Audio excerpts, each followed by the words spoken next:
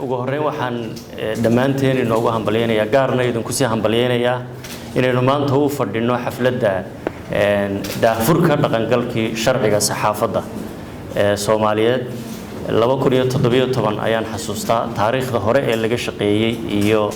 shaqooyinkii badnaa ee laga soo qabtay ka hor Allah u naxariistay injineer Yariisow markuu wasiirka warfaafinta ahaa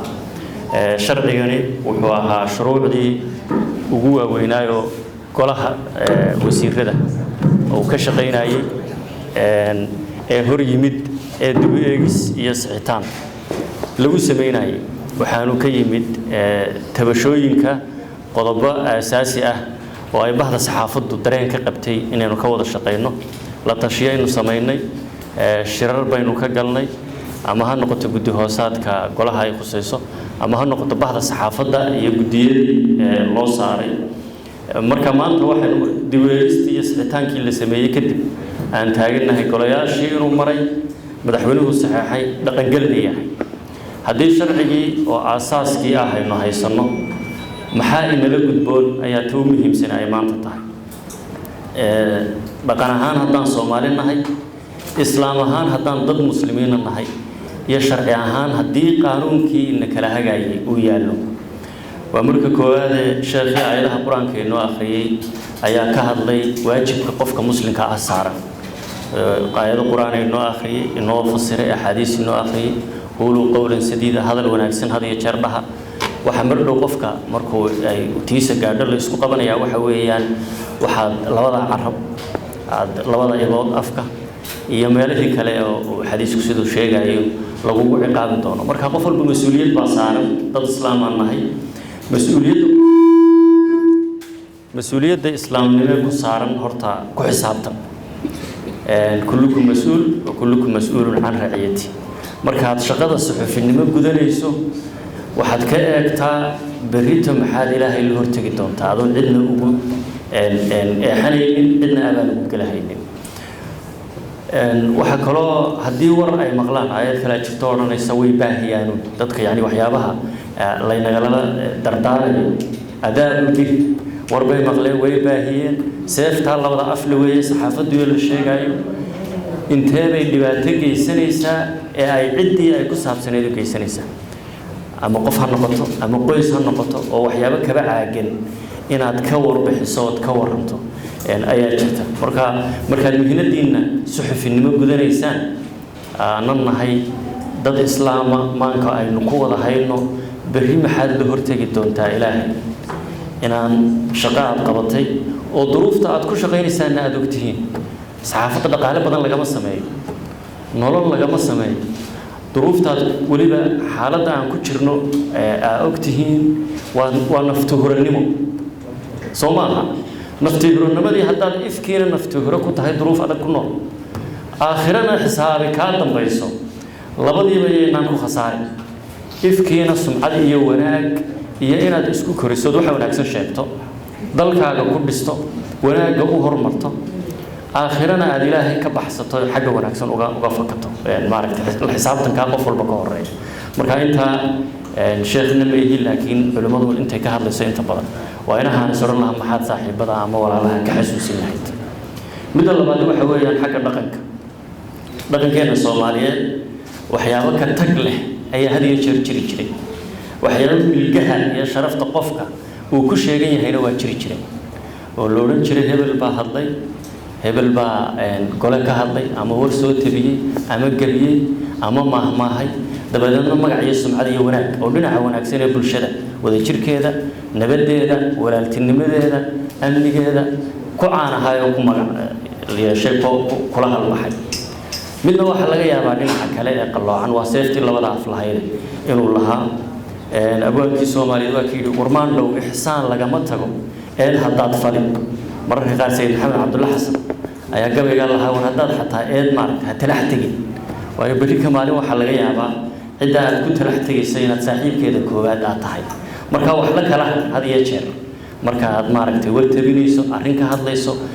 عدالة كفل وبيران وهذا يقول حكتي قد بناني هذانا هل عدالة فرق ولو قلنا هي دولتنا أنا راح عدالة فلمات يا ما هتنتي إننا ننتي شقة على الإسلام تصدق حلو حوي الشرعي sharcigu wuxuu ka ratibmaa xuquuq iyo xuduud hadday dastuurka tahay iyo hadday shuruucda kale tahay xaq aad leedahay ka muwaadin Soomaaliyeed ahaan iyo xaq aad leedahay ka suxufi ahaan iyo xuduud aanad ka gudbahaynin ama ka gudbi karin oo ay ka ratibmayaan isla xisaabtan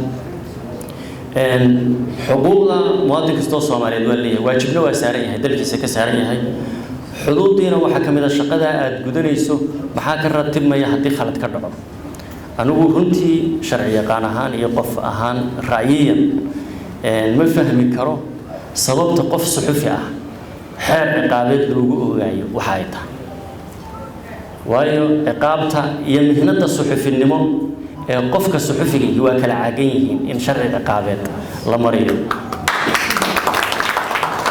taasi waxaan aqbali karna ma aha waase wax u baahan inaynu ka wada shaqeyno wadana meel marino fulintiisa sharcigani waa sharci madaniya xirfad yaqaanka mas'uuliyadiisa madannimo iyo haddii ay ka ratibmaan gaf uu galay anshax marintiisii iyo gudiyada ku shaqo lahaa inay ka wada shaqeeyaan sida loo anshax marinayo inay ka shaqeeyaan ku saabsan weyn laakiin faldambiyeedka kale ee ka dhici kara qoyskaaga xataa aad ka geysan kartid ilaan xaaskaaga ama aabaha ama walaalka faldambiyeed baa idin dhex mari karo adiga kaa yimid taa mas'uuliyadda dambiye ka ratibanta ma aha mid lagula galgalan karo qofku waa suxufi marka taa horta aan laba u kala saarno shakhsiyan hadday gacani kaa dhacdo ama aad dambi geysato sharci gaara u leeyahay saxaafadda iyo xirfadaada haddaad ku shaqaynayso laakiin gaf ka yimaado adigoo etigiskii iyo akhlaaqiyaadkii hadday islaamkii iyo soomaalinimo iyo mas'uuliyaddii sharaftaadii dhowraya wixii khalad ee ka dhacaana waddo kale ay leedahay oo sharcigiisii maanta aynu halkan ugu dabaaldegayno daahfurkiisii iyo dhaqangelkiisii sidaynu uga wada shaqayn lahayd waa guul weyn in maanta aynu marayno 11 qodob oo aad cabasho ka soo jeediseen in dawladdani 11kiiba bedeshay oo la saxay oo sidii idinku aad u rabteen in looga shaqeeyay loona bedelay sharciguna wuu koraa wuu dhismaa maalinba meel buu ka sii amba qaadaa bulshadu siday u koraysay dynamic ku tahay oo noloshu isu bedelayso taasi waxay tusaysaa dawladda federaalka Soomaaliya hadda jirta xukuumadda dawladda nabad iyo nolol waa saaxiibka suxufiga Soomaaliyeed taa waxa marxaati nooga idinka waxay marxaati nooga sharcigan aynu u dabaaldegayno waxay marxaati nooga 11 qodob oo aad tabasho ka jeediseen inaynu la tashiyeen gelinay in sharcigani gobolada iyo dalka oo dhan la tashi soo maray caasimada dhowr goor oo anigu goobjoogan ka ahaa la tashi soo maray ama wasiirkeedii hore ha ahaato ama wasiir daahir galaha noqoto ama wasiir maareeyaha noqoto intaba la tashiyo iyo rog iyo faaqidaad aynu soo marnay marka waxay taasi xaqiijisay inaanu nahay saaxiibka suxufiga Soomaaliyeed taana waxaan rabaa inaad noo qirtaan taariikhdii la weys qoraysaa soo maaha waa mahadsantihiin arrinta kale ee aan rabo inaan ka hadla waxa weeye inaynu ka wada shaqeyno hadday tabashooyin kala jiraan gudida ka dhaqaajiseen ta anshax marinta ama maaragtay sixitaanka khaladka dhaca ayaad ka tawaajiseen waxa kale oo ka dhawaajiseen sharcigu haddii meel ay jiri karaan aan isla akhrino dabadeedna soo jeedin ma haydinka yimaadaan aan ka wada shaqeyno muddada nooga hadhay waxaan diyaar u nahay wax alla wixii sharciga saxaafadaynu maanta u dabaaldegayno hirgelintiisa galdaloolo oo aad dareensan tihiin in loo baahan tahay in la saxo inaanu idin kala shaqeyno marka idinku wada fadhiista soo la fagura bulshada rayida baa tihiin suxufiyiin baa tihiin aqoon-yahanaa tihiin looyaradiina kaashada annaga kaalmo na weydiista waa ka wada shaqeynaa diyaar baan u nahay in aynu isla saxno gacmaha aan wada qabsano waxyaabaha inaga hor imanayo oo ummad ahaan iyo qaran ahaan inagoo wada jir ah aan ka wada tallaabsano waxaan aaminsanahay suxufiga Soomaaliyeed anigu shakhsiyan qabaa inuu ka mid yahay suxufiyiinta adduunka meelo badan oo ka mid ah ugu xorriyadda badan bal eega waddamadeen jaarkeena bal eega Afrikada ama Afrika bal eega dunida Carabta bal eega duni kale oo saddexaad ama kuwa qaarkood bal la sheegay inay horumareen iyo sida suxufiga loola dhaqmo marka waxay tusaysaa Soomaaliya suxufigu inuu kaga jiro meelaha ugu wanaagsan ee xorriyad uu ku shaqeeyo ay u leeyahay xorriyaddu xuduud bay leedahay dunida sideedaba ma jirto xorriyad mutlaq ah oo daba furan oo wax ku xakameeya ayna jirin ama sharcigii ilaahay baa ku xakameynaya oo lagu xisaabtamaya ama sharcigii dalkaasi dhigtay ama dhaqankii ummadda ku xakameynaya marka waxayna xakameynaya had iyo jeer bay jiraan laakiin inagu aynu nahay kuwa ugu wanaagsan ee meel fiican xorriyadda suxufiga iyo saxaafadda Soomaaliyeed soo gaarsiiyay aan ogaano siino saxno oo si xoojino maxaynu tabaynaa haddaba oo idinla tabayaa idinkuna ay tahay inaynu ka shaqeyno koow hadday galdaloolooyin jiraan sharciga inaynu saxno laba inaynu dhaamiyaynu u baahannahay ama sharciina wax ka xusaya Freedom of Information Act ama Access to Information in war la helo inaad dawladda war ka heli kartid aniga inta xafiiskayga la soo xidhiidho aad tiraahdid xogtaas aan u baahanahay inaan wax ka ogaado wasaaradaha aad saas oo kale maareeya aad la soo hadli kartid iyo wasaaradaha kale baarlamaanka aad oran kartaan xogtaas aan rabnaa dawladda dhinacyadeeda kala duwan aad oran kartaan xogtaas aan rabnaa sharcigaana haddii aad dareentaan in loo baahan yahay waa ka wada shaqeynayna diyaar baan u nahay inaynu halkaana gaadhno Soomaalidu waxay tiraahdaa Roma maalin kaliya laguma dhisin baynu mahmaha oo aan filayo luqadda wadanka inay ka soo jeedo maanta meel fiican baynu maraynaa inaynu meel ka sii wanaagsan gaadhnana wada jir baynu ku gaari karnaa hadeer professor Dalxa wuxuu ka dhawaajiyay doorashooyinka inagu soo aadanayo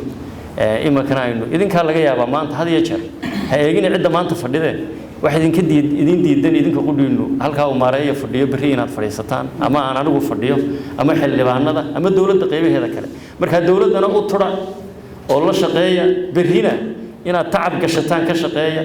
madaxdii maanta iyo kuwii bariba inaad tihiin aan ka wada shaqeyno dalkeenana aan wada shaqeyno gabagabadii si rasmi ah ayaa inoogu daahfuran yahay dhaqangalka maaragtay sharcigan iyo meelmarintiisu iyo daahfurka xafiiska communicationka ee dawladda